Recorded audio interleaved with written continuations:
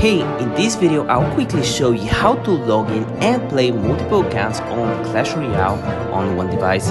This method works in 2023 to work in 2024, so make sure you hit the like button and hit the subscribe button. The first thing you want to do is click on the three dashes at the top right corner and you want to go to Supercell ID.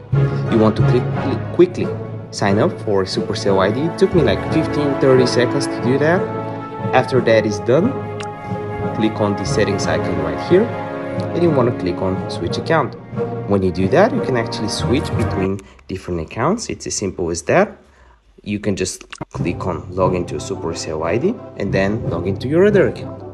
This is how you log in and play multiple accounts on Clash Royale in one device. If you're still having any questions whatsoever, let me know in the comment section down below. I'll try to help you out.